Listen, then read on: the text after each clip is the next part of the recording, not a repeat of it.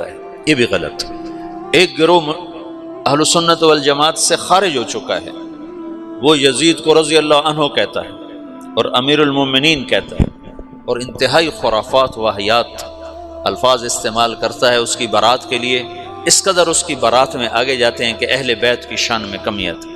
اہل بیت تو ہمارا سرمایہ، اہل بیت تو ہمارے ایمان کا ہے، ان سے محبت نہ کرنا ایمان کی کمی ہے، ان سے محبت کرنا ایمان کا حصہ ہے۔ اللہم انی احبہما فاحبب من احبہما، حسن حسین کے بارے میں اللہ کا نبی کہہ رہا ہے یا اللہ جو ان سے پیار کرے تو بھی ان سے پیار فرما۔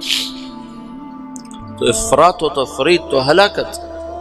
ایک اس کو امیر المومنین بنانے کے چکر میں پڑ گیا، یہ بھی صراط مستقیم سے ہٹے ہوئے لوگ، اور ایک ان کو اس کو کافر بنانے پہ لگ گیا، یہ بھی صراط مستقیم سے ہٹے ہوئے لوگ ہیں۔ وہ فاسق تھا، ظالم تھا، سفاک تھا، اس کا معاملہ اللہ کے سپرد ہے۔ یہ واقعہ پیش آنا تھا، اللہ کی تقدیر تھی حضرت حسین کے لیے یہ شہادت عظمیٰ، یہ مقام لکھا جانا تھا۔ سر کربلا، سر کربلا اقبال کی ایک نظم ہے فارسی میں، کہیں ملے تو پڑھنا، بہت عالی شان۔ وہاں ایران میں ایک بہت بڑی بنائی گئی یادگار، تو اس میں ایک طرف تو ایران کے ایک بڑے نامور آدمی کا خطبہ ہے، اور دوسری طرف اقبال کی نظم ہے سر کربلا۔ تو علی شریعتی وہاں کے بڑے ادیب، بڑے عالم، بڑے شاعر، وہ وہاں اس کے افتتاح کے لیے آئے، تو انہوں نے دیکھا تو ادھر لکھا ہوا محمد اقبال سیالکوٹ، تو انہوں نے کہا تمہیں کسی ایران کے شاعر کا کلام نہیں ملا یہاں لٹکانے کے لیے، جو کہ ہندی کا کلام تم لکھ رہے ہو؟ تو وہاں کی مجلس شورا نے کہا کوئی کلام اس کی ٹکر کا لا کے دکھا دو تو اس کو اتار کے اس کا لگا دیں، کوئی کلام لا کے دکھا دیں۔ سر کربلا تو 35-36 اشعار ہیں، کمال۔ تو اہل بیت کے لیے ایک منقبت، ایک فضیلت، ایک شہادت، ایک اللہ کی طرف سے مقدر تھا، اس نے ہونا تھا، وہ ہو گیا، لیکن میں دراڑ پڑ گئی۔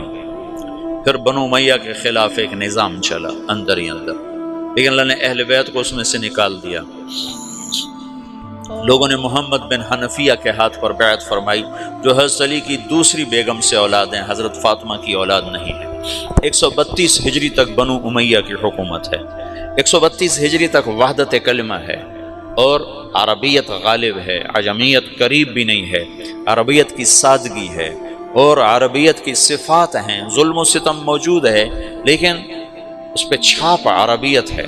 132 ہجری میں پہلی دفعہ وحدت کلمہ ٹوٹ کے پھر ٹوٹ گئی، ٹوٹتی تو کئی دفعہ رہی لیکن جڑ جاتی تھی۔ پہلا حکمران بنو امیہ کا مروان، اور آخری بھی مروان الحمار، بڑا صفات والا آدمی۔ حمار کہتے تھے جفا کشی کی وجہ سے، اگر اس کو تھوڑی سی سنبھلی ہوئی سلطنت ملتی تو شاید وہ اور کئی سو سال بنو امیہ کے جھنڈے گاڑ دیتا، اور مردے کو ہاتھ میں لے کر کون زندہ کر سکتا ہے؟ اس وقت بنو امیہ مر چکے تھے، ہشام کے بعد زوال شروع ہو گیا تھا۔ تو 132 ہجری میں بنو عباس حکمران آ گئے، اور عبداللہ الصفاح یہ پہلا خلیفہ بنا۔ تو جب خطبے کے لیے کھڑا ہوا تو اس کے ہاتھ سے ڈنڈا گر گیا، عصا، تو اس کا رنگ فق ہو گیا۔ اس نے اس سے فال لی کہ یہ تو ہمارا امر، ہماری حکومت شاید نہیں چل سکے گی کہ ہاتھ سے عصا گر گیا۔ تو ایک بدو کھڑا ہوا، اس نے کہا مسافر منزل پر پہنچنے کے بعد اپنے عصا کو رکھ دیا کرتا ہے۔ اس نے فوراً اس کی فال کو ادھر بدل دیا، ان کا مسافر منزل پہ پہنچنے کے بعد اپنے عصا کو رکھ دیا کرتا ہے۔ تو صفاح نے اس کو، صفاح کہتے بھی اس نے، صفاح خون بہانے والا، اس کا سالار تھا ابو مسلم خراسانی۔ حجاج نے 1,25,000 آدمی قتل کیے، اور بنو امیہ کا تخت بچھایا، اور ابو مسلم خراسانی نے 7 لاکھ افراد قتل کیے اور بنو عباس کا تخت بچھایا۔ اور 5 سال کے بعد پہلا توڑ ہوا کہ اندلس کی حکومت الگ ہو گئی۔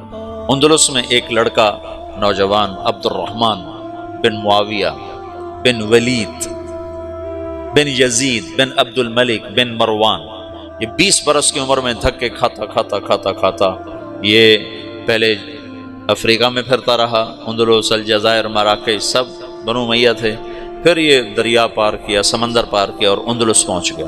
وہاں اس کو بنو امیہ کے کچھ خیر خواہ مل گئے تو اس نے وہاں حکومت کی داغ بیڑ ڈالی، 600 آدمیوں کے ساتھ 20,000 کے لشکر کو شکست دی۔ بہت خوبصورت آدمی تھا، بڑا جواں مرد، بڑا جواں ہمت، بڑا عالی حوصلہ۔ جب وہ وہاں پہنچا تو اس کو ایک خوبصورت لڑکی پیش کی گئی، جاریہ، کنیز۔ کہنے لگا اس میں مشغول ہوتا ہوں تو اپنے مقصد کو بھولتا ہوں، اور مقصد میں لگتا ہوں تو اس کا حق ادا نہیں کر پاتا، تو میں اپنے مقصد پہ ہر شے قربان کر سکتا ہوں، مقصد کو نہیں قربان کر سکتا۔ جب اللہ مجھے میرا کھویا ہوا مقام دے دے گا تو ایسی باندیاں اور بہت مل جائیں گی، تو اس نے اس کو نہیں قبول کیا۔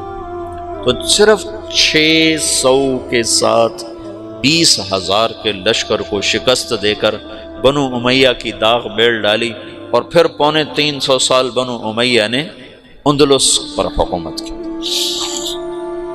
بڑی شان و شوکت کے ساتھ۔ پھر اس کو ختم کیا ابو عامر، ایک یمنی نوجوان تھا۔ وہ مردے کو مارنا کون سا مشکل کام ہوتا ہے، ہر حکومت ایک حد تک چلتی ہے پھر زوال کا شکار ہوتی ہے۔ تو امت 2 حصوں میں تقسیم ہوئی 137 ہجری میں جب بنو امیہ الگ ہو، پھر اس کے بعد 232 ہجری میں جا کر متوکل قتل ہوا اور اس کا بیٹا متنصر حاکم بنا، تو ترکوں کا غلبہ ہو گیا، ترک غالب آئے۔ ترکوں نے عباسی خلفاء کو کھلونا بنایا، اور 3 صدی میں اسماعیلیہ کی تحریک چلی، اور انہوں نے مشرقی اپنا شمالی افریقہ جو بلاد عرب جہاں علم تھوڑا تھا، بربر تھے اور علم کی کمی تھی، وہاں اسماعیلی شیعہ کے دعات پہنچے اور انہوں نے وہاں اسماعیلی سلطنت کے لیے فضا مہیا کی، اور پھر وہاں المہدیہ پہلا شہر بسایا۔ وہ میں پہلے سمجھتا تھا الجزائر میں ہے، رات تمہارے شیخ نے بتایا کہ وہ تونس میں ہے۔ الجزائر قریب من الجزائر، ہاں اللہ انہوں نے المہدیہ کو دارالحکومت بنایا۔ پھر اس کا سردار تھا جوہر، اس نے مصر فتح کیا۔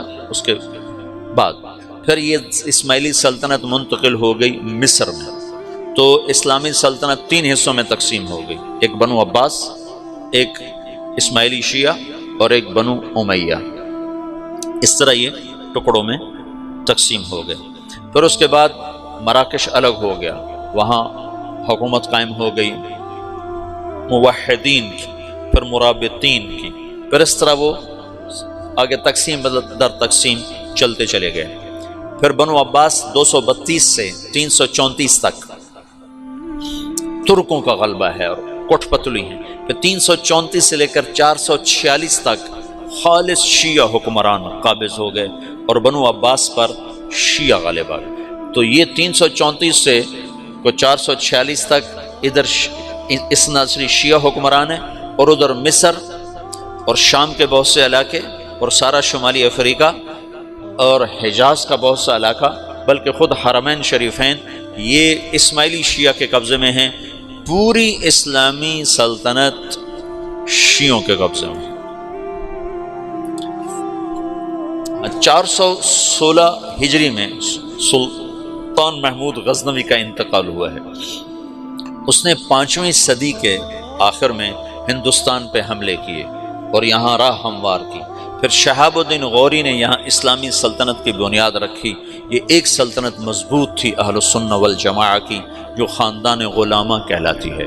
تو اب یہ شیرازہ بکھرا ہے اور دعوت الی اللہ وہ اجتماعی شکل سے نکل کر انفرادی ہو گئی، افراد دعوت دینے والے بنے افراد، اور جو سرداران تھے وہ سارے کے سارے حکومتوں میں پھنس گئے، اور بنو عباس پہ عربی رنگ مٹ گیا، عجمی رنگ غالب آ گیا، اور عجمیت کا مکر، فریب، بدعہدی، نقض عہد، بے وفائیاں، غداریاں، یہ سب عیب بنو عباس میں شامل ہوئے، جو بنو امیہ میں برائے نام تھے، بہت کم تھے، برائے نام تھے، اور ان میں بہت سفک دماء دونوں، بنو عباس نے بھی خون بہایا، بنو امیہ نے بھی خون بہایا، بنو امیہ نے اہل بیت کا خون بہایا، بنو عباس نے اہل بیت کا خون بہایا۔ ہارون رشید کے جیل میں امام موسیٰ کاظم کا انتقال ہوا، جیل میں، یہ رہتے تھے مدینہ میں۔ ہارون رشید آیا وہاں مسجد، تو اس نے سلام پڑھا، السلام علیک یا ابن عم، تو امام موسیٰ کاظم نے کہا السلام علیک یا ابتا، وہ تو ہارون تو وٹ کھا گیا، سمجھو نا فرق، سمجھو نا، وہ تو عالم سے نا، انہوں نے کہا السلام علیک یا ابتا، انہوں نے کہا السلام علیک یا ابن عم، انہوں نے کہا السلام علیک یا ابتا، تو وٹ کھا گیا، انہوں کو پکڑ کے قید میں ڈال دیا، اور قید میں ہی انتقال ہوا۔ اور متوکل انتہائی بغض رکھتا تھا اہل بیت سے، ابو جعفر منصور نے قتل کروایا، وہ تو یزید بدنام ہو گیا، ورنہ ابو جعفر منصور نے بھی اہل بیت کا خون بہایا ہے۔ امام موسیٰ کاظم نے خط لکھا ہارون رشید کو نا جیل سے، لا ينقضی عنی یوم من البلاء الا انقضى عنك